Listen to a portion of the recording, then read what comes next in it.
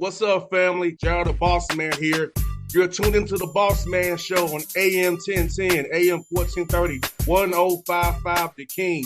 Let the King out at 105theking.com and the Bossman Show at bossmanshow.com. Hit me up on Instagram, The Bossman Show, Twitter at Bossman Show, and Facebook, Bossman Show. It's the Bossman on your radio. Listen to the Bossman Show with your host, JR, Saturdays at 9 a.m. right here on AM 1010, The King. What's up, good people? BetOnline is your number one source for all your betting needs. The latest odds, lines, and matchup reports for baseball, boxing, golf, and more.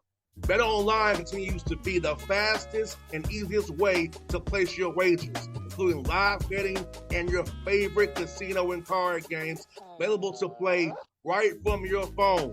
Head to the website or use your mobile device to sign up today and get in on the action.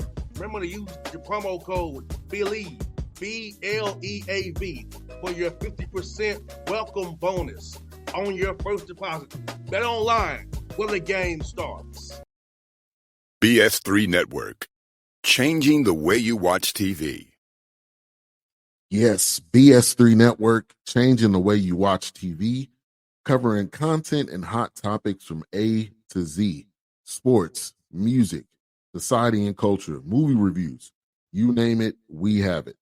Check it out on bs3network.com or check us out on Roku, BS3 TV on Roku, as well as check out your favorite podcast on all podcast platforms or Spreaker.com/BS3 Network.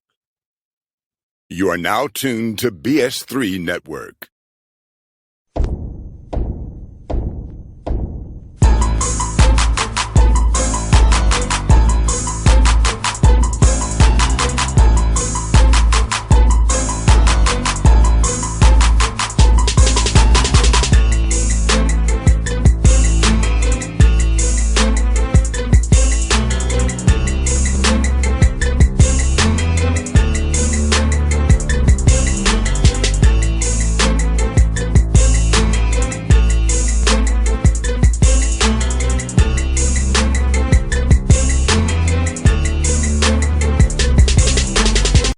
Folks, we're back at it. Cover 4 podcast with Grant Leonard, Ryan Ritter, Jason Crafty on the Bossman Show with me, Gerald the Bossman, bringing you this hot topics from college basketball coaches, seeing them in a new light, laid back, about talking about X's and O's all the time. What's up, G, Ron, and Jason? What's good, you guys?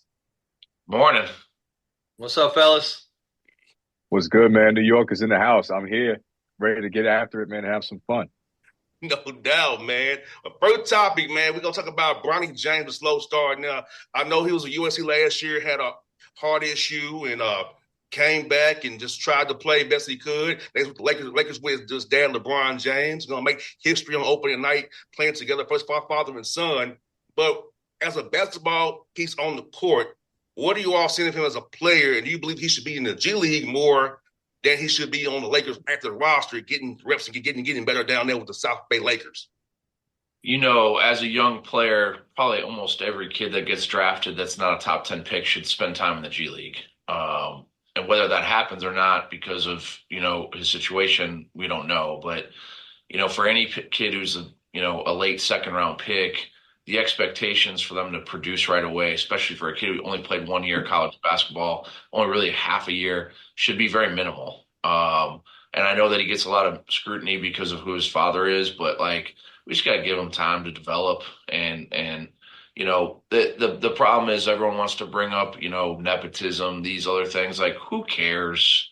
Like, you know, there's plenty of coaches, there's plenty of other players that have gotten jobs because of who their family was, but he's going to need time to figure out who he is as a player.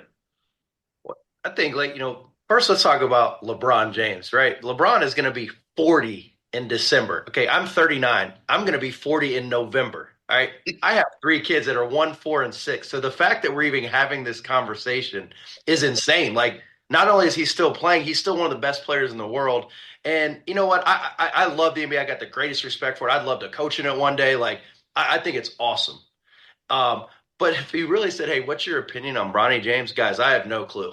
I mean, I really don't. Like, I think that if someone in the Lakers organization or someone there thinks he's good enough to be there, then hey, man, you're going to have a hard time convincing me that they haven't earned that opportunity come opening night. And again, I said I don't know the ins and outs. I just got unbelievable respect from just not just basketball, from the whole thing of, man, it's incredible. We're going to look back in 20 years and say, dude, were you around when Bronny and his dad were playing on the same court like that? Maybe he is second round pick. Maybe he should be in the G League. But the fact that we even get to have the conversation is like that's amazing. I mean, having coached in the G League for 1 year with the Philadelphia 76ers and being around the Blue Coats and working with two-way guys and seeing that whole dynamic. I mean, from a basketball standpoint, he would benefit from the G League. He would benefit from being able to go down, play there, develop his game, work on his craft. He only got 1 year of college. We know it was injury-ridden and he had the dynamic health scare. But let's also be honest, this is great TV as well. So it wouldn't surprise me if he's not in the G League and they're going to try to find ways to keep him up on the big team, because how cool is it? And when will we ever see again two people, a father and son duo, on the court at the same time? And everybody that's mad about that, kid's never good enough to actually even step on that floor. So whether he's ready, not ready, whatever the case may be, I still saw him go with a right to left cross and go and finish in an NBA game. So like, how many of us have kids that could even touch the floor and do anything like that? It's an amazing thing to see. And I think it's great for basketball. No doubt. I'm just surprised that I flare eyes. I'm the young dude, the youngest dude on the show here. I'm 37. I just realized that. I don't know how I became like the oldest guy on the show. I mean, I didn't know Ryan was just going to drop the bomb and he's just turning 40 up in here. I mean, Grant, I'm 42. Grant, where you coming in at right now on the roster? I got you +2. All right, and we'll just leave the number out. All right, because if I was going to be the oldest guy, I was getting a little concerned about that. I'm used to being the youngest guy in the room. Some kind of way, times have changed.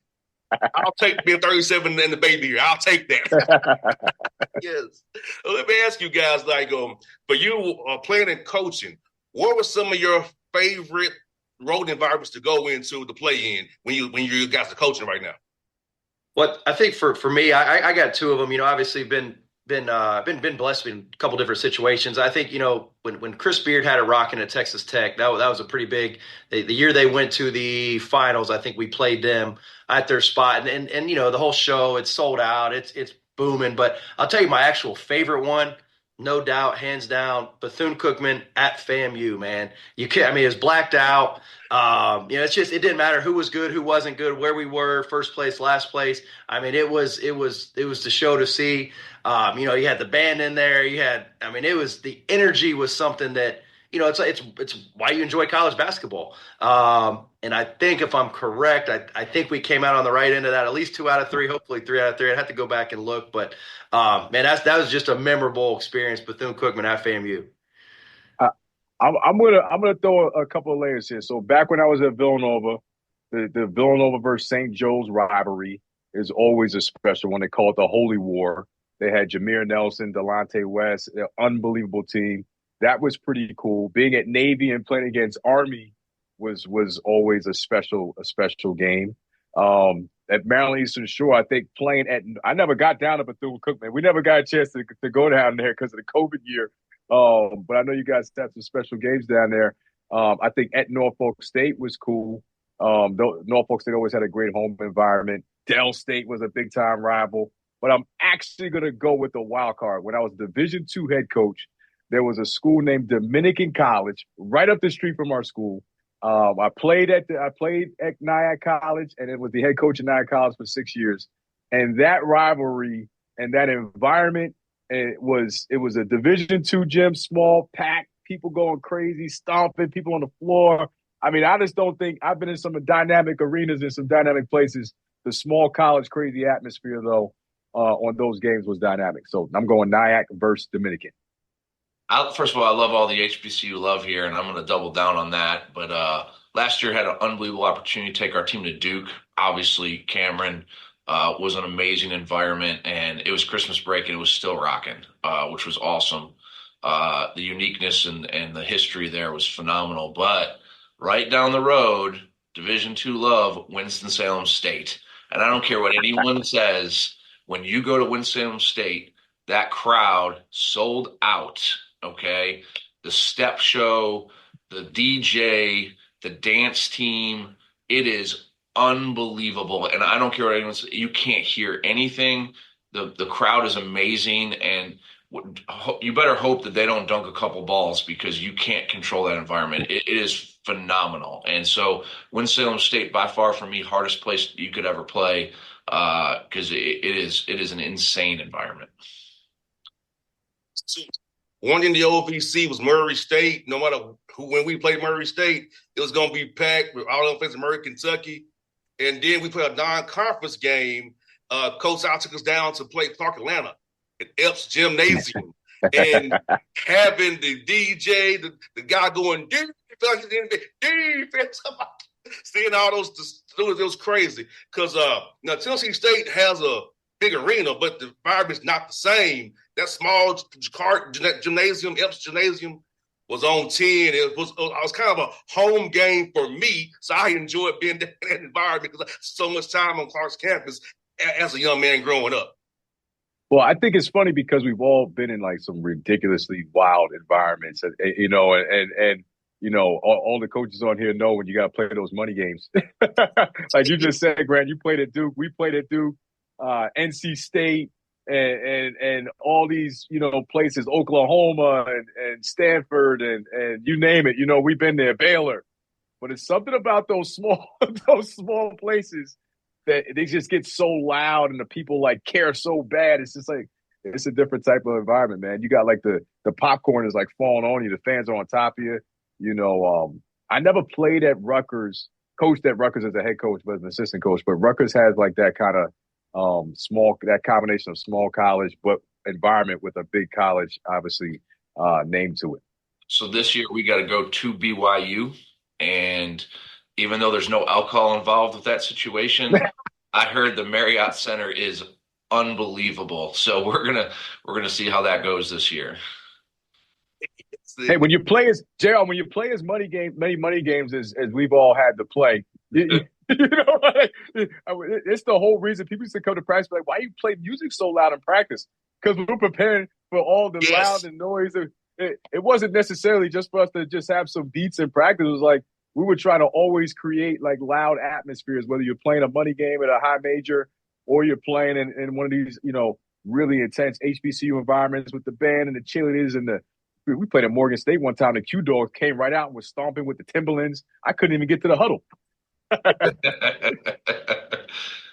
Yes, and also one other quick thing about that, you have to make sure when you play these money games, the guys don't lose confidence. Because I remember being 4-9, 3-10, and knowing that the OVC plays what matters, not so much the money games we're playing to raise money for the school. So you can't let guys mental get messed up. Looking at the record, seeing 3-9, 3-10, and 4-9.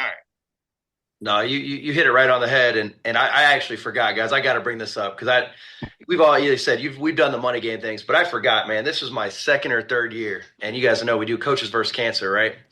And so we're playing at North Carolina A&T, and we're pretty good. I think we're probably second or third in the league at this point, and it was packed in there. So I'm feeling fresh, man. It's coaches versus cancer. I got some Jordan 4s on in there. I walk in, I'm ready to coach, and right when I walk in, got Justin Timberlake up in here.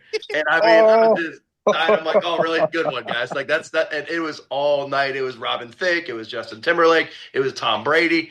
And I'm like, guys, we're a basketball game, right? And I just remember leaving that thing. I'm like, that's pretty good.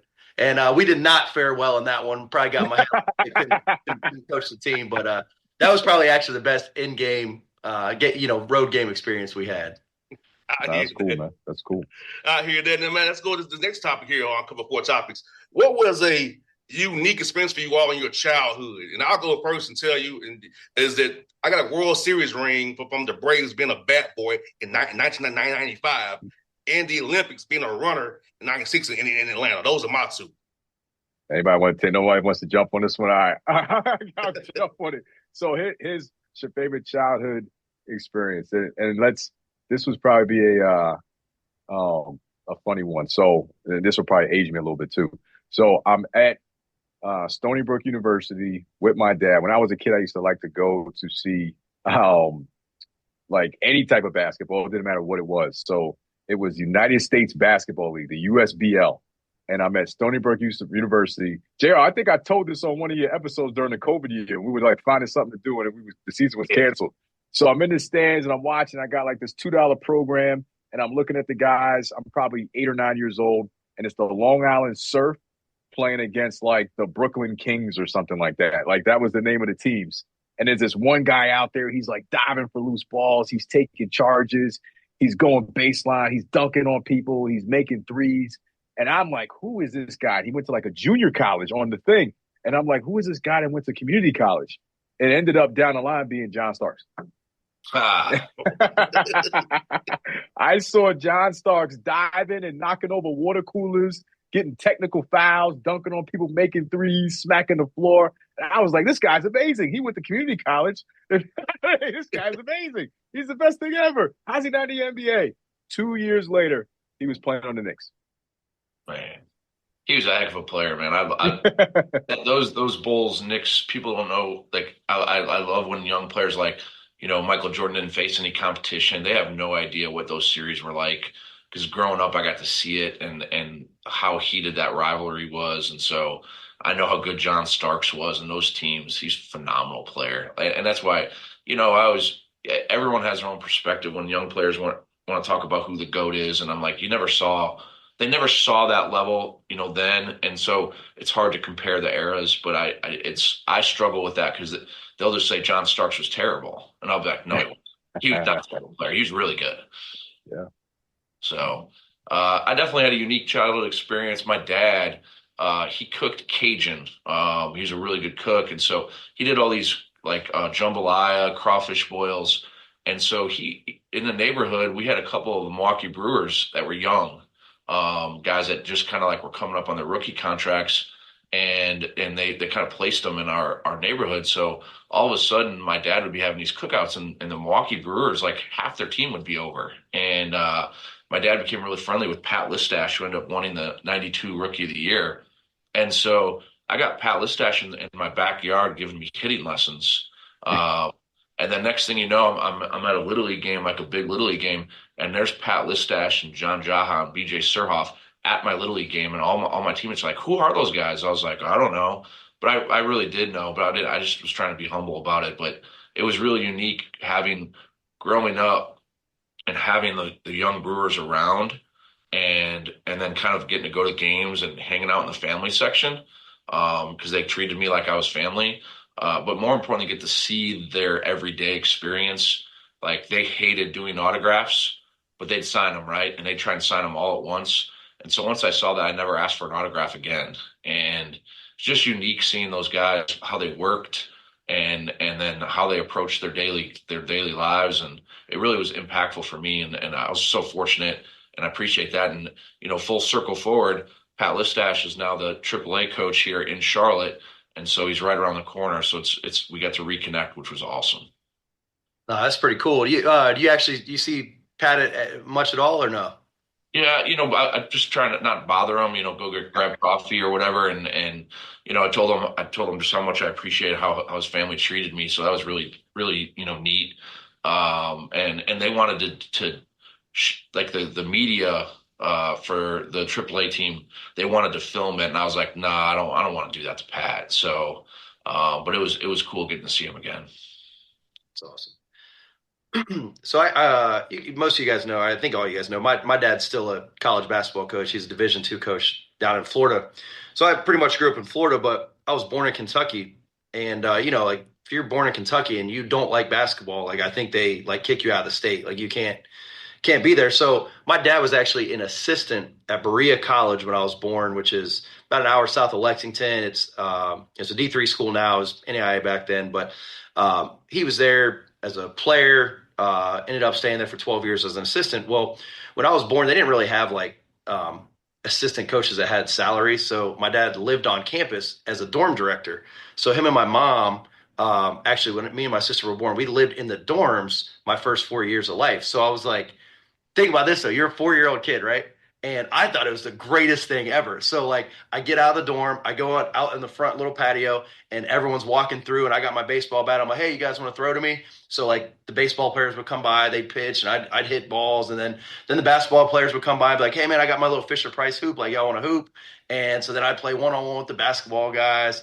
And at the time, like I don't know, I think this is the greatest thing ever. I got my little four-wheeler Jeep. I roll around campus, and so when we moved when we were 4, they're like, all right, we're moving to Florida. And I just thought it was a disaster that I had to move out of a dorm to go live in a nice little house in Florida. But I don't remember all the details of it, but I do remember when I was almost 5, and I just thinking every day I just thought my best friends were coming to come play with me. But little did I know my mom and dad were dorm directors, and we were living for free on campus just so he could try to coach basketball. So that was pretty unique. I wish I would have probably embraced it more at the time, but pretty cool little grown up story. Man, that's cool. Trust me, I had to run a dorm for 2 years at Texas Pan American. It is a unique experience living in the dorm when you're a grown up. I can just tell you that. Yes, 1,000%. 1,000%. That'll be what's now, is that now UTRGV now, G? Yes, it is. That's what I thought it was. Yeah, man. So yeah, we go. Yeah, that's what's good right there, guys. Let's try this topic here, man. We'll go to G first in this one. What's your favorite throwback vintage logo or jersey, man? Oh, it's no doubt it's the old school Milwaukee Brewers jersey with the gloves. Those are iconic, and I grew up with it, and they went away from it for a little while. I don't know why, but they come back to it now, and those jerseys sell better than the normal ones. So for sure, it's the old school Milwaukee Brewers. I'm going Pistons, Grant Hill era. I like the teal jerseys. I remember them being specific when I went to the Basketball Hall of Fame. I fell in love with it, and I was like, man, Detroit Pistons, Grant Hill, teal jerseys. Need a couple of those. Chicago Bulls throwback. The number Pinstripe? 23. Michael Jordan, the classic Bulls red jersey, color red. Yep. Black numbers. Yeah. I'm gonna go with this one. The Orlando Magic's first set with the old ones with the Orlando on it with the star, the Magic and the blue pinstripe. That set was classic for life because I shouldn't say this as being a Hawks ball boy at the time. I was a closet Magic fan as a kid, so I love the uniform, the black, the white, and the blue. I love the uniform the Magic had. So I'm gonna go with the Magic on that one. Hey, little shout out to Tampa getting hit by the hurricane right now, but those old school Tampa Bay Buccaneers jerseys with the cream and orange, man, that was real. Yeah. Yes, they were. Old Tampa Stadium. And we got time for an overtime topic, guys. Halloween's coming up here, Halloween costumes. I'll go first on this one. I was Zorro in 1996 and won a contest as being Zorro. And we had a dance contest as well, and I won that as well. And I got a big old light up pumpkin that I don't know what I could do with it. It was just in the way. That was my prize. And I was Zorro in 97. That's what my favorite costume was that I won that contest with in 96. I'm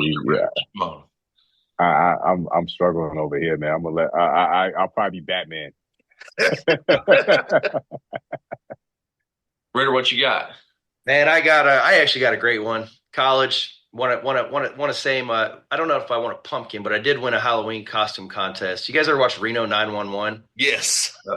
Okay, so I didn't really watch it, but I dressed up as it, and it was elite, man. I had a strong mustache. I had some short shorts. It was. I definitely played the part. Me and my now brother-in-law, he was not my brother-in-law at the time, and then my other backcourt mate. So we went and we probably had a good time that evening, and I think we brought home a Halloween prize by dressing up as Reno 911. Wait, this is what I thought it was what we would be. First off, Ryan Ritter should be Batman because he has the whole kind of like he's the way his beard and the hair. He could be Batman.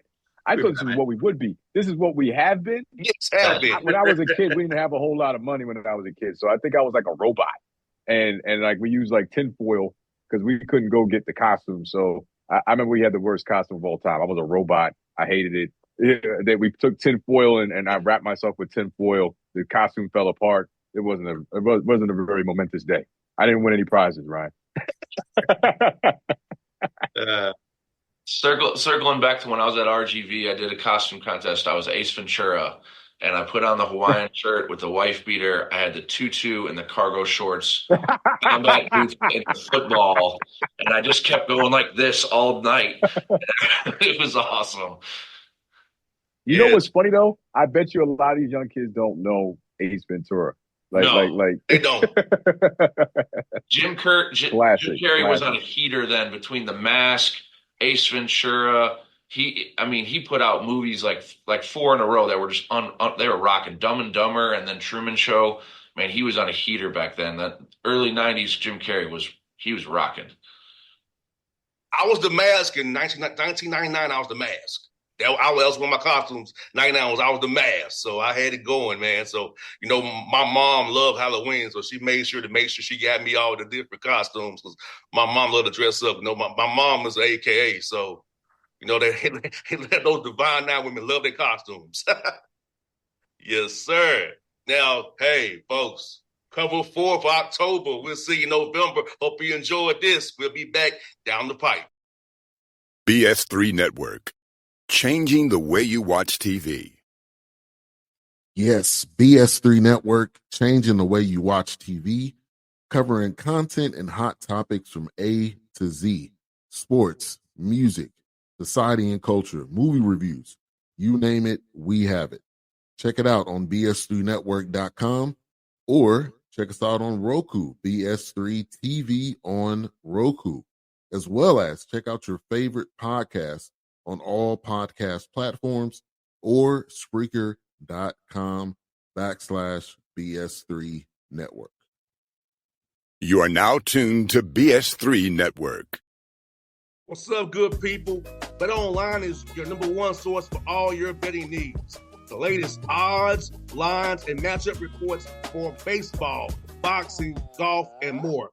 Bet Online continues to be the fastest and easiest way to place your wagers, including live betting and your favorite casino and card games available to play right from your phone.